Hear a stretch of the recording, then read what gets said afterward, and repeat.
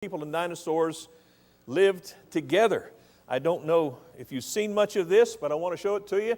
I want to give thanks to these guys, members of the church who wrote this book called Dinosaur Delusion, and also to a website that I used called genesispark.com. I used several other sources, but these two I did go back to heavily sort of to get an alignment of what I wanted to talk about this morning. And let's talk about that. Legends abounding in the histories of many peoples are accounts of great lizard-like beasts with which men have had to contend. Events involving these creatures have been recorded by explorers, historians, scholars, kings, and saints. We know such creatures existed. How do we know they existed? Well, we find their bones all over the planet. We know they were huge. Man, it must have been something to run into one of these things. But you couldn't have done that because they haven't been around for millions of years. Well, maybe not. History says that they were contemporary with humans. Dragons. The word dinosaur was not invented until 1891, and so until dinosaur, that word was invented, people called them dragons. And you see writings about dragons throughout the recorded history of mankind and in nearly every culture. It's just prolific how many dragons there are mentioned. You see any similarities between dragons and dinosaurs? Or dragons as you know them? What peoples have had dragon legends? Well, here are a few of the countries, not all of them. China, Japan, you might, China and Japan, they're all about dragons, but they're prolific there. They're prolific in other places as well. Nepal, Pacific Islands, Australia, African tribes talk about dragons and great lizard-like beasts. North American Indian tribes, many of those tribes talk about such beasts. South American cultures, Egypt, Ethiopia, Persia, India, Russia, Europe, and more specifically, these nations, England, France, Ireland, Switzerland, Scandinavia, Germany, Italy, and Greece, all these nations, all these cultures have ancient legend stories about encounters humans had with dinosaur-like beasts. How in the world could that happen by accident or coincidence? I don't think it was accident. I don't think it was coincidence. Here are some of the more famous accounts. Chinese and Japanese lore, we know there's a bunch of them there. Dragon made St. George famous. You ever hear about St. George killing the dragon? But we'll talk about a little more about that later. Beowulf. How many of you have had to read Beowulf in school? And you try to figure out, what was that thing he killed? Well, if you look at the description of it, it sure sounds like a small T-Rex, perhaps. At any rate, he also killed a dragon that they called a dragon. Then there was the Babylonian Tiamat. Anybody read the Gilgamesh epic about the creation of the world?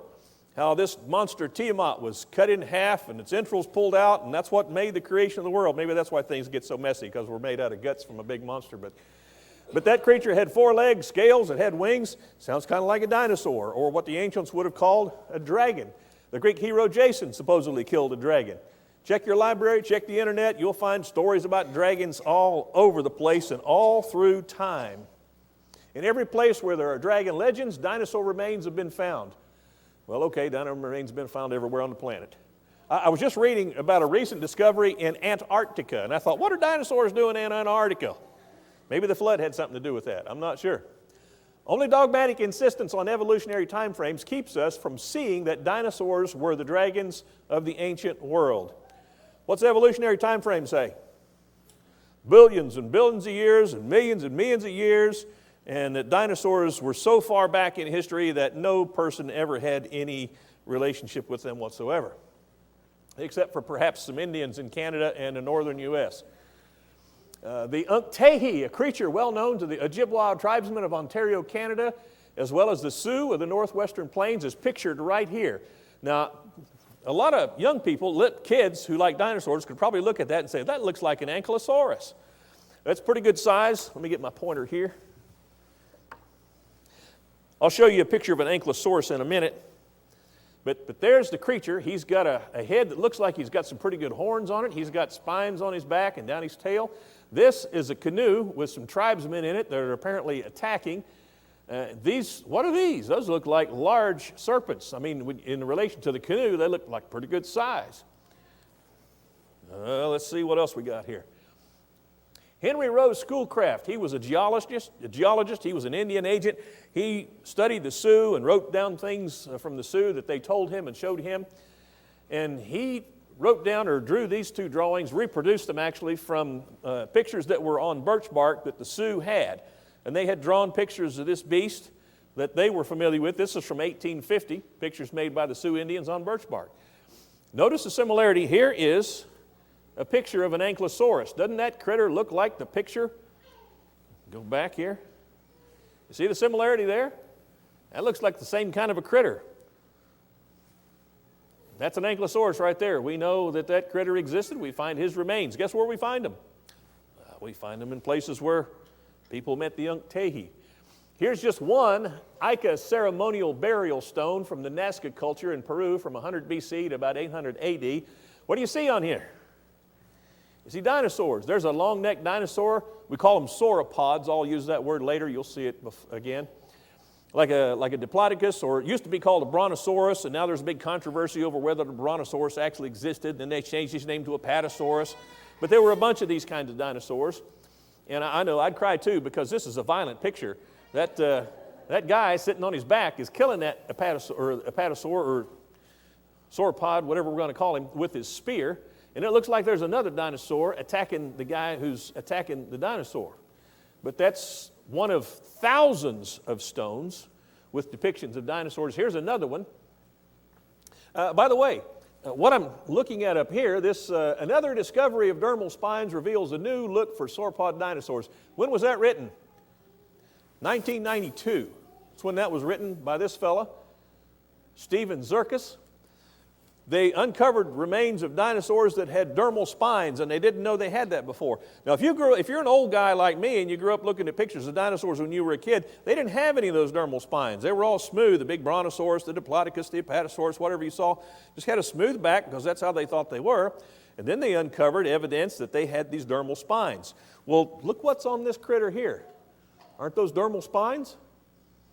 Did the people who made this stone, who carved this animal in stone, know more about what those animals look like than we do, or did, before dermal spines were discovered by modern scientists? It's interesting to me that in the thousands of these stones, there are depictions of animals that now look like what we thought they would have looked before. Here's a whole bunch of dinosaurs. This is a menagerie of dinosaurs. That looks like a Brontosaurus there. That might be, I should have looked at it a little closer. Might be a T-Rex or an Allosaurus. What's that? Triceratops. You guys know what that is. What's that? Stegosaurus. And that might be a Dimetrodon. See how many dinosaur names you guys know? That's pretty cool, isn't it? Why is that? We like dinosaurs. They're interesting to us. You ever heard of the Yakambaro figurines? Now I'll admit there's controversy about this. And hey, do you believe the Bible's from God? Duh. Is there any controversy about that? Are there any detractors? Are there any people saying, oh, that Bible's not from God? Well, sure. Anytime you come up with something that you're going to say refutes the assumed politic of millions and billions of years, somebody's going to say, they're going to figure out a way to say that it's bogus. So there is some controversy about these, but the evidence I've looked at say, yeah, these things are legitimate. These things were discovered in 1945 by Waldemar Jules Rudd in Acambaro, Mexico. Interestingly enough, what do you see here? Aren't those the dermal spines? Remember that thing we looked at just a minute ago that said those dermal spines are pretty new discoveries by modern scientists, and yet whoever made these before 1945 knew that those critters, some of them anyway, had dermal spines. There are about 2,600 of these figurines that depict dinosaurs, but it's not just depictions of dinosaurs. Whoops, missed one there. There's a couple more of them. Here's another one. By the way, there's another one with dermal spines that we didn't really know about until late in the 20th century, and these were discovered in 1945. So how many of these are there? I think it might be on the next slide. Nope. Oh, that's St. George. We can't talk about St. George yet. We're not there yet. See, how many of these were there? Like 33,000 of them. 2,600 depicted dinosaurs, but the balance of them depicted things like musical instruments and just household items. And some of them were considered to be votives. In other words, like household idols that people might use to worship in their own home or have a little representative, like people have a cross in their home today. People might have had an idol in their home, a small one that they would have looked to venerate whatever God they believed in. But among those thousands, there were 2,600 that looked like dinosaurs. Why would they have made those if they didn't know what they looked like? Okay, here's St. George. He's killing the dragon. nearly all depictions that are ancient, the old ones, and this goes back to the 10th and 11th centuries. It's probably about when this story came to light, the legend we'll call it, came to light. But all the old ones show George killing a dragon that's about this size or smaller, which is interesting to me. Because if I was fantasizing about a dragon, if I was just making up a dragon to tell a big fanciful story, what kind of dragon would you create? I want a big dragon. I want a dragon, instead of George looking down off his horse like this, he'd be going, oh, that's a big old dragon. That's how I would do it, just because I want the story to really relate if I'm making it up along the way. But if I'm not making it up, if I'm telling about an animal that actually existed, I might show something more like this. By the way, I think I already mentioned it, but I want to mention it again. When you go back and look at the old representations of George killing the dragon, all those dragons are pretty small. A lot of them smaller than this guy. Most depictions, like the one you just saw, by the way, that one was from Barcelona, Spain. They look similar to this guy. This was an actual dinosaur, the Nothosaurus. Doesn't that look like a Nothosaurus to you? That looks like, could be the same creature. How did they get that creature to look so close and resemble it so much? By the way, this legend starts out with the Crusaders going down, and they went to this town where there was a lake and found out that this monster, this dragon, was coming out of the lake and terrifying everybody, and so they would appease it by taking a couple of sheep every day and feed this monster. And then they ran out of sheep, and so they took the local king's daughter to feed her to the monster. I thought, well, maybe that'll appease this critter. And of course, the knight rode by, and he saw what was happening, and he killed the monster. Actually, he didn't kill it at first. He just ran his spear through it, the legend says. And then they took the girl's girdle, not the girdle, but the thing that bound up the middle part of her clothing, and wrapped it around his neck, and they let him back into town. That's the story. You can read about it yourself. But the bottom line is, they got a creature that looks like what we now know is a real dinosaur. Guess where these fossils are found? They're found in all the same places where this story has proliferated. And it started supposedly in northern Africa. And this depiction that I just showed you a minute ago, that was, remember, in Barcelona, Spain, all the way over to Georgia in what present-day Russia. What are these? These are decorations that you find on several French chateaus from the Middle Ages to the 1500s. These are called salamanders, and they supposedly breathe fire. We'll talk more about breathing fire in a little bit. But these creatures were carved into chateaus, as I understand it, for good luck, because these creatures were supposed to be impervious to fire since they breathe fire. And maybe it was that they were carved into houses so that the place would be impervious to fire. I'm not sure about that, but they're pretty prolific. They're all over the place. There's different representations of them. And that is a baryonyx. That's a creature that looks a lot like these guys, and looks a lot like these guys. Where do you find fossils of the baryonyx? Where do we know that they must have been in all the same places where you find these chateaus? Isn't it interesting? Now, is it possible that all these people who are recreating images of dinosaurs just found their fossils and put them all together and said, yep, we're going to create a story based on this fossil? I guess it's possible, but is it probable? We keep looking at the evidence, and it stacks up to look like, I don't know if that could have been the reason. China is proliferated with dragon legends. Is it simply a coincidence that China is also proliferated with dinosaur fossils? When you start looking at pictures of dinosaur fossils, so many times you're going to see where that fossil comes from is someplace in China or Mongolia. There are just dinosaur fossils all over the place, and it just so happens that's where the dragon legends also persist. This is an interesting looking dragon. You see a lot of dragons like this. And we'll get to this in a minute, but I just want to bring it to your attention now, kind of a little preview. How did Satan appear to Adam and Eve? He was a serpent. There was a serpent in the garden. What was part of his punishment? that from then on he would go on his belly in the dust of the earth. So perhaps Satan, as he appeared to Adam and Eve at first, whatever that form was he appeared in, was said to be a serpent, said to have legs. Can you imagine if the legs were taken from this guy, he would just look like a big snake. It's interesting how some of these accounts are kind of interwoven. And we look at this, and with today's 21st century education about evolution, we think, oh, that's crazy, Marty. You're a madman up there telling us that maybe all this stuff is actual history. Well, I don't know. This stuff is all over the place, and it makes sense to see it in light of the evidence of history. China's neighbor, Nepal, has its temple called the Muktinath Temple, and it boasts 108 dragon-headed fountains. They don't call them dinosaurs, they call them dragons. One of those heads is this. That's the sculpture that is the fountain. You can kind of see the water coming out there. I think that's what that is. But what does that look like if not a Triceratops head? And interestingly enough, you might look at this and say, well, this Triceratops head doesn't have horns like that one does. And I don't know if perhaps they were broken off or maybe they were never there. But I was reading an article just a couple of weeks ago that talked about what they're determining now about the ceratopsian dinosaurs, that perhaps they didn't have horns until they were very mature.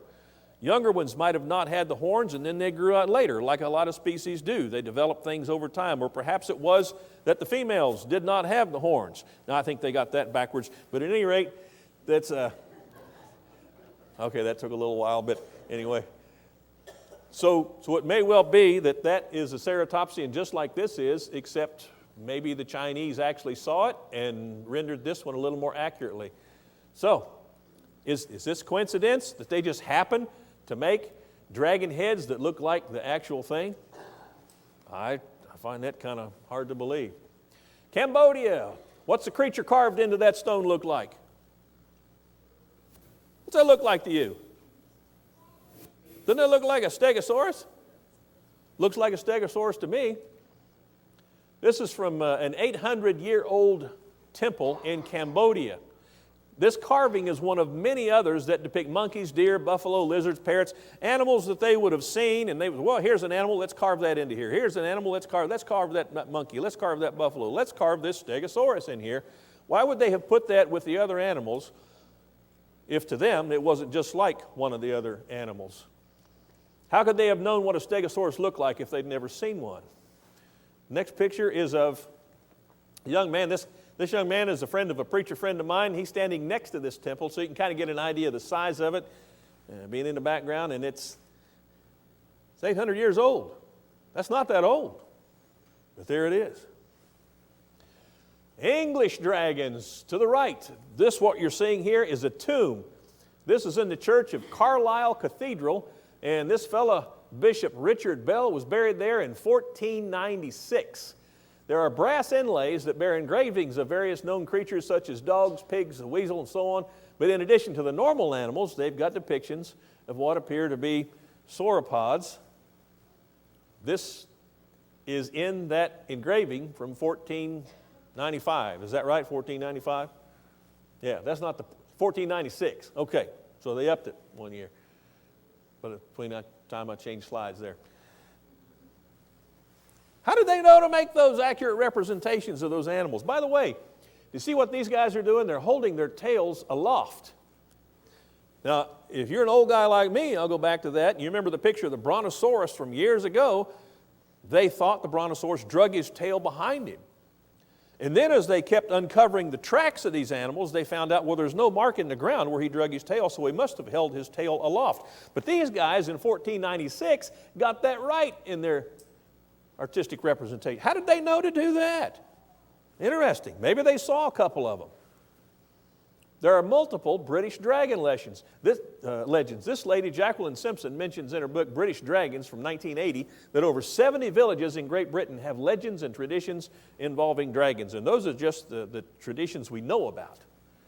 From Mesopotamia, Iraq, Iran, Syria, Turkey, over that part of the world, this relief, what's that look like? Well, that looks like that. That's a picture of an apatosaur or a diplodocus.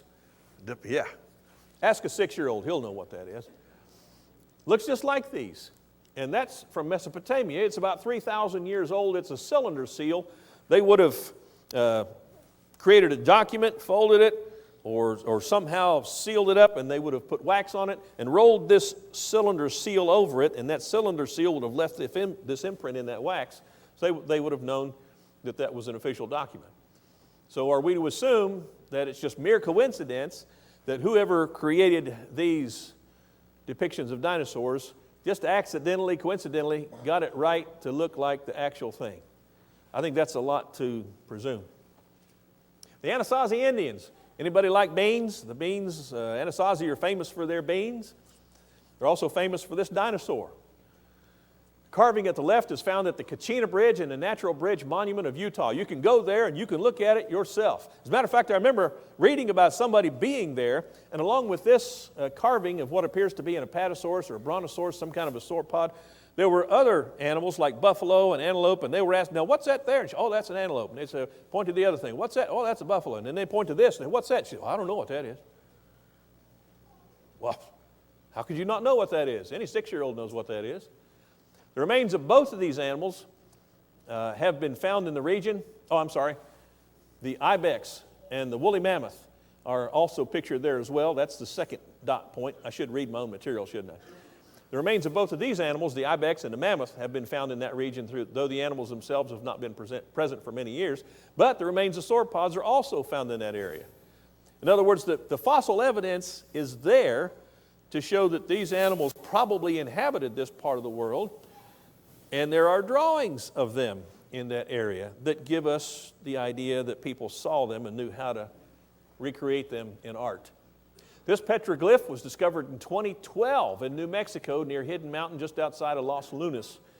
It's on an isolated, nearly inaccessible ledge near a very clear deer petroglyph. In other words, people were just drawing pictures of what they saw out in the wilderness. They saw a deer, they draw a picture, saw a buffalo, saw an ibex, saw a woolly mammoth, they draw those things. Okay, we believe all those existed with men, but what about that animal? What's that look like? Looks like a sauropod to me, but they drew it along with the others. This artifact was left by the Mississippian culture from 800 to 1500 AD through what's now the southwest U.S. What were they depicting if not a sauropod dino? Now, the discoverers and the researchers think that this symbol, what's that look like to you? That looks like it might be water. They believe that was put on here to indicate that this was an animal that lived near or around water. By the way, what do you see there? An aloft tail. It wasn't dragging the ground, it was held aloft. Maybe this is pictured as a juvenile, but at any rate, where did they get the idea to make a creature that looked like that? This marvelous piece of Mesoamerican pottery was made by the Mississippi Caddo Indians. We got a Caddo princess right here. Where are you, Yanavea? Woohoo! There she is. She is a Caddo princess. Her ancestors probably made this. Is this the image of a baby daughter? Sorry, I got it on the brain. Baby dinosaur fashioned into a handle. You see this? Doesn't that look like a sauropod infant? There's the tail going down there, blended into the jar, and there's the legs. How did they know to make a creature that looked like that? I mean, if you wanted to make a crocodile or an alligator, the body would have been much more slender, I would think, because they're all pretty skinny, but this is not skinny. That's interesting, the way that is made. In England, there are images of sauropod-like creatures engraved on a tomb from 1496. A Mesopotamian artifact from 3000 BC bears images of sauropod-like creatures. Native Americans created images of sauropod-like creatures 500 to 1500 years ago. Coincidence? How did all these cultures, separated by all these miles and all these years, how did they get it right? What makes more sense? Ancient people in several diverse cultures, divided by thousands of miles and many hundreds of years, coincidentally created images of creatures that are not only similar to each other, but match modern depictions in museums today. Or, the ancient humans saw the creatures and simply recreated what they saw. I know which one makes more sense to me. Israeli dragons. What are these dinosaur-like creatures depicted on an ancient synagogue in El Kanatir, in what is now the Golan Heights? What are those? Does that look maybe like a juvenile T-Rex or an Allosaur or something like that? Maybe even one of the Spinosauruses that they found? What's that? That's a pretty big meat-eating something right there, I'll tell you, because that looks like a horse, maybe even with a saddle on it, or perhaps a donkey. I think it's more like a horse, but at any rate, something's eating it. How did they know to depict creatures like that? Because what's that look like? That looks like a T-Rex. If you've seen Jurassic Park, you'd know that. Is that strange to see something like that on an Israeli synagogue? The serpent, we already mentioned him. He must have originally had legs. How about the great Leviathan mentioned in Job 3:8, Psalm 104:26, and Isaiah 27:1? The flying serpents of Isaiah 14:29-36. The book Bel and the Dragon. Now, you may not be familiar with Bel and the Dragon because it's apocryphal. That means it's not inspired of God, but it's a Jewish source. And it's named Bel and the Dragon. Where'd they get that dragon? The great dragon of the Revelation, chapter 12, verse 9.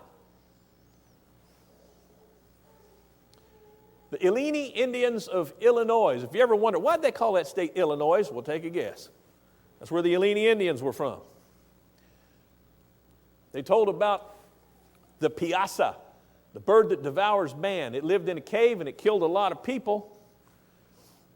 And they killed it.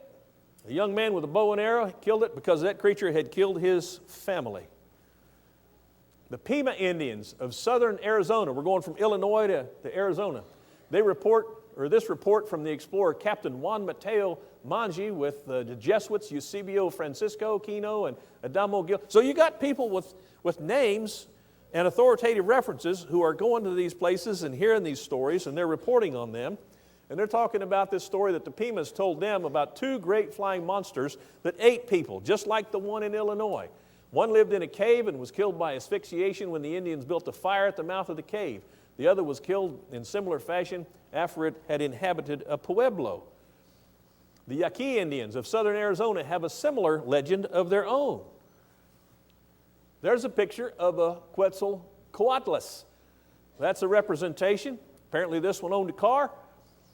So I bet he had a sunroof. What do you think?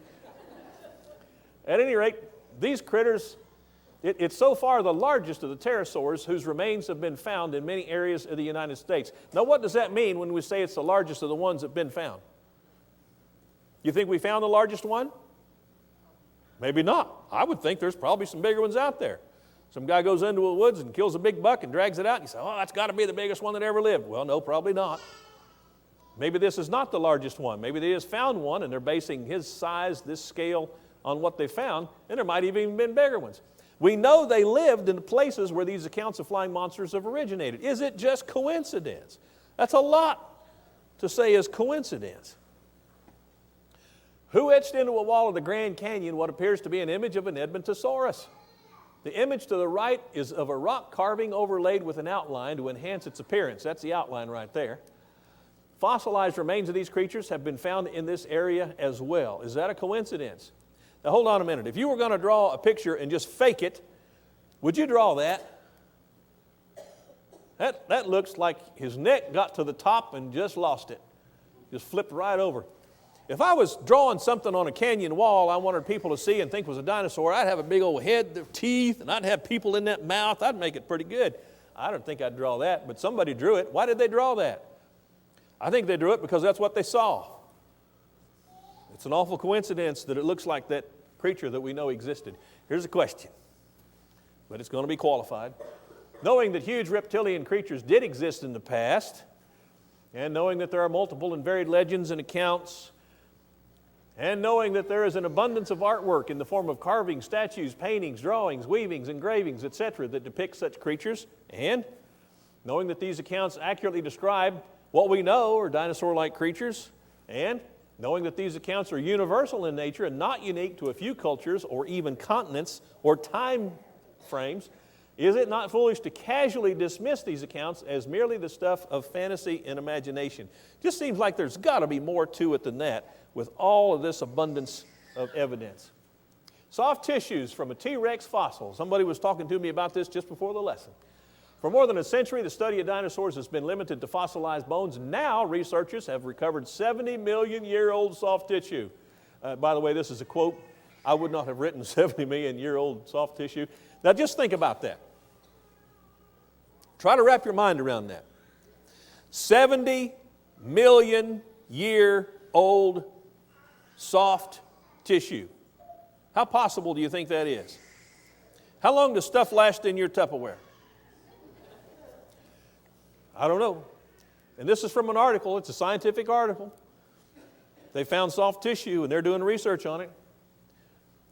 This is what scientists are saying. Schweitzer said that after removing the minerals from the specimen, the remaining tissues were soft and transparent and could be manipulated with instruments. The bone matrix was stretchy and flexible, she said. Also, there were long structures like blood vessels. What appeared to be individual cells were visible. She's not a preacher. She's not a theologian. She's a scientist, and she's saying, we have broke open this T-Rex bone, and look what we found, soft tissue.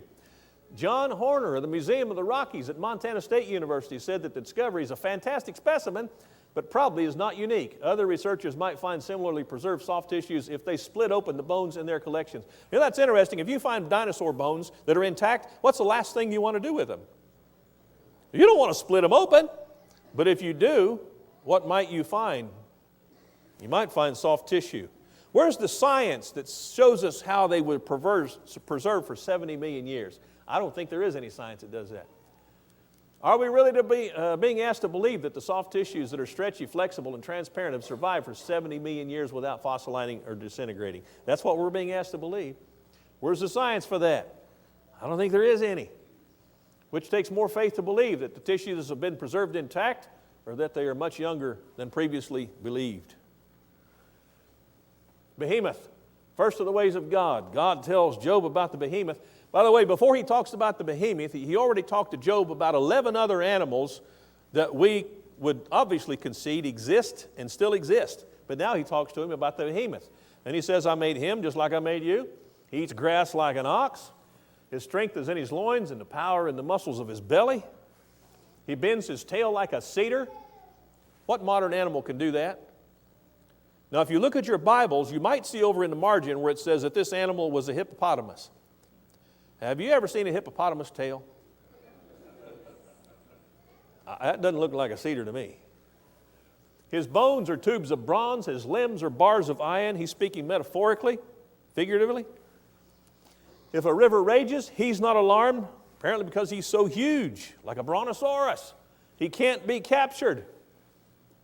Observations about the context of the behemoth text. Number one, God had previously asked Job about at least 10 different animals with which we are also familiar. Goats, deer, lions, oxen, donkeys, horses, as you can see there. The interrogation was based on the idea that Job was familiar with these creatures, and even with the familiarity, or with that familiarity that would have been unable to answer, and even with that familiarity would have been unable. Do you know what that's supposed to say? He would have needed familiarity with that animal to understand what God was trying to say to him. If it was a fantasy creature, Job would have said, well, you're telling me about something that doesn't even exist. How does that make your point? It was something that Job had seen, is what I'm trying to say. And it sounds, the description sounds just like one of these guys. Job had apparently seen one of those, knew what God was talking about. What about the Leviathan in Job chapter 41? God assumed Job's familiarity with this animal as well. He could not be caught with hooks or bound with cords. By the way, what animals in the world today cannot be caught or bound? I mean, they've been harpooning whales for centuries. He couldn't be made into merchandise. He couldn't be taken with any weapon. He had overwhelming strength. He was armored with scales. His teeth inspired terror.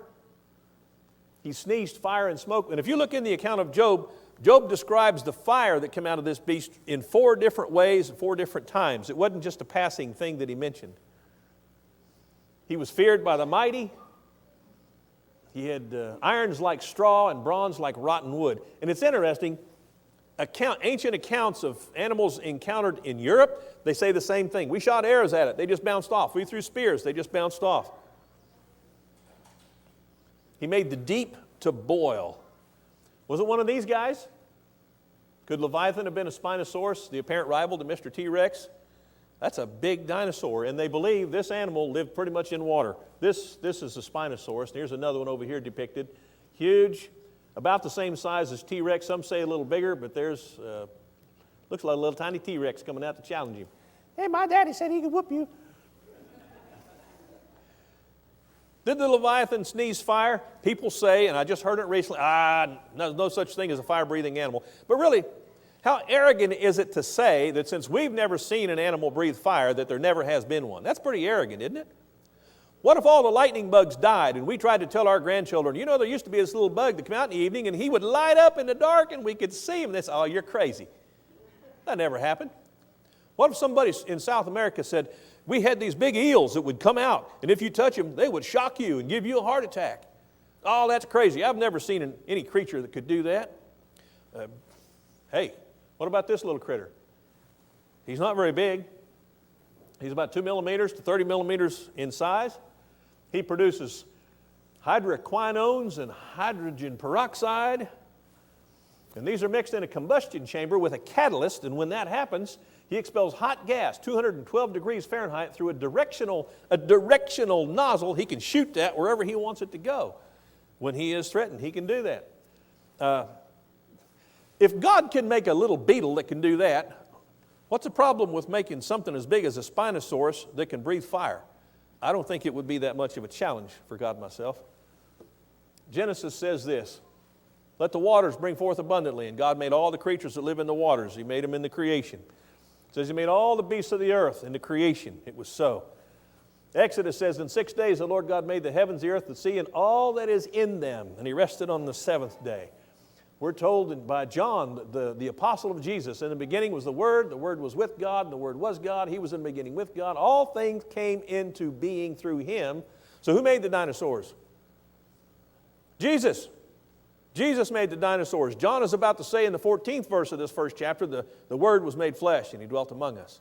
Jesus made the dinosaurs. Blank slate. Why? Why did I give this lesson? What's the whole point? If God tells us the truth about dinosaurs and the world doesn't, what's the lesson? Who should we be listening to?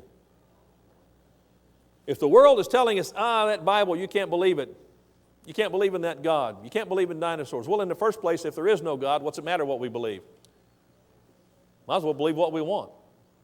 But if there is a God, and the evidence points to this, if he was right about the dinosaurs, if he was right about creation, if he's right about the age of the earth, I think he's right about Jesus. And if he's right about Jesus, we all need to do something about that. What do you want to do? If you're in Christ, thank God. If you're not, it's a pretty simple plan that he gave us. You put your faith in Jesus Christ as the Son of God. Repent of your sin, confess his name, and let somebody bury you in water and raise you to walk in what kind of life? Newness of life. It's such a simple plan. You don't have to earn anything. You don't have to work. You just let God save you through his plan. That's all you have to do. What do you want to do this morning? You want to believe God or the world? It's your choice. It's your choice. Let's stand and sing the invitation song together.